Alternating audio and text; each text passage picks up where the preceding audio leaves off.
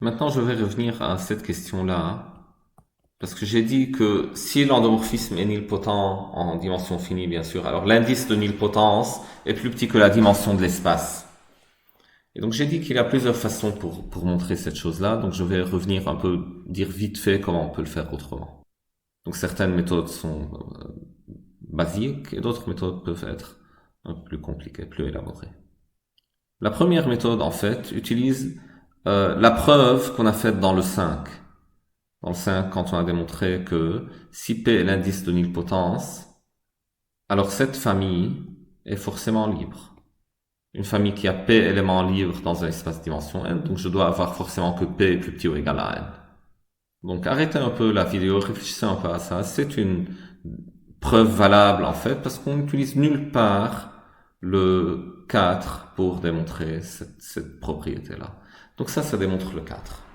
Une autre façon très utile quand on apprend les matrices trigonalisables, c'est justement avec les matrices trigonalisables. Donc je sais que, bon, on démontre en fait que, du moins lorsque le corps de base est algébriquement clos, lorsque le corps de base est C, alors toute matrice est trigonalisable. Donc si F est nilpotent, donc je peux trouver une base B telle que la matrice de F dans la base B soit triangulaire. Du moins lorsque le corps de base c'est C. Je peux toujours travailler dans C, disons, la clôture algébrique de mon corps, démontrer le théorème et puis déduire dans le corps dans lequel je travaille. Donc ça c'est vrai de toute façon. Si E est un C espace vectoriel de dimension finie et F un endomorphisme de E, alors c'est trigonalisable.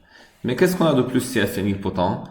On aura de plus que la matrice de F dans la base B sera triangulaire strictement supérieure. Donc, sur la diagonale G0, au-dessous de la diagonale G des 0, et puis au-dessus strictement de la diagonale G certains nombres.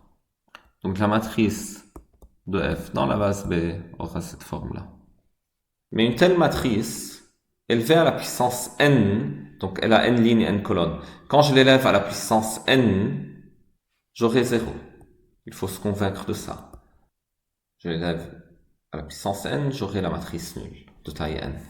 Parce que quand je l'élève au carré, en fait, j'aurai que la ligne au-dessus de la diagonale sera formée de 0 au cube.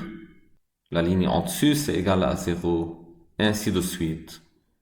Quand j'élève à la puissance n, tout le monde sera 0. Et si la matrice élevée à la puissance n, c'est égal à 0, donc je sais que la matrice de f à la puissance n, c'est la matrice de f rond, fn fois. Donc ça, c'est égal à 0. Et un endomorphisme est nul si seulement si sa matrice est nulle. Et donc, sous la condition que f est nilpotent, je tombe forcément sur fn égale 0. Mais l'indice de nilpotence, c'est le plus petit k tel que fk égale 0. Donc l'indice de nilpotence, que j'ai appelé P, est forcément plus petit ou égal à 1. Une autre façon pour voir ça, c'est avec le théorème de Cayley-Hamilton. Et encore, ça passe par les matrices.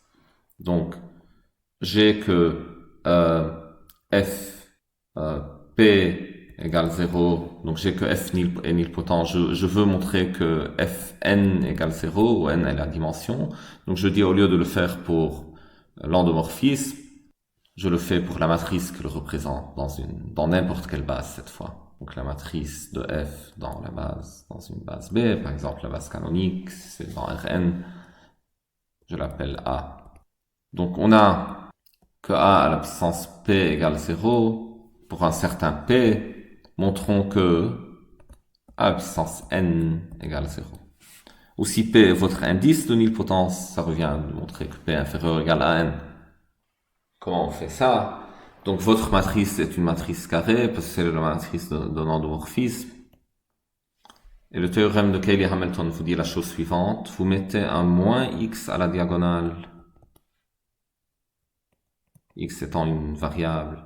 Vous prenez le déterminant du truc et vous tombez sur un polynôme. Un polynôme de la variable x que vous appelez qui a de x. Et c'est un polynôme de degré n, qu'on appelle polynôme caractéristique de A. Cayley-Hamilton, ça vous dit quoi? Donc Cayley-Hamilton, ça vous dit que Dans ce polynôme-là, si vous remplacez x par la matrice elle-même, ou la multiplication, ce sera la multiplication matricielle, et la somme de matrices, donc ça donnera un 0. Donc qui a de a égale 0. Et attention, qui a est un polynôme de degré n. Coefficient dominant, c'est moins 1 à la puissance n aussi. Donc je conclus que a annule le polynôme qui a. Et ça annule aussi le polynôme xp. C'est mon hypothèse, a à la puissance p égale 0. Donc dans le polynôme xp, si je remplace a par x par a, j'aurai 0. Et si ça annule ces deux choses-là, ça annule leur PGCD, d'après l'identité de Bézout. Donc a annule le PGCD de qui a et de xp. Donc ce truc-là, ce PGCD, c'est quelque chose de la forme, il doit diviser xp, donc il doit être de la forme xq, avec q inférieur ou égal à p et au degré de qui a. Donc q inférieur ou égal au degré de qui a, mais le degré de qui a, je viens de le dire, c'est n. Et ça veut dire que a à la puissance q égale 0.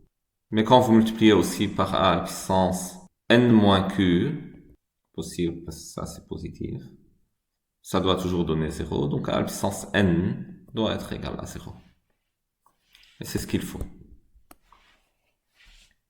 Donc si vous connaissez le théorème de Cayley-Hamilton, ces trucs-là sur les indices de nilpotence, donc ce qu'on a fait aujourd'hui, ça rejoint ces choses-là, ces connaissances-là.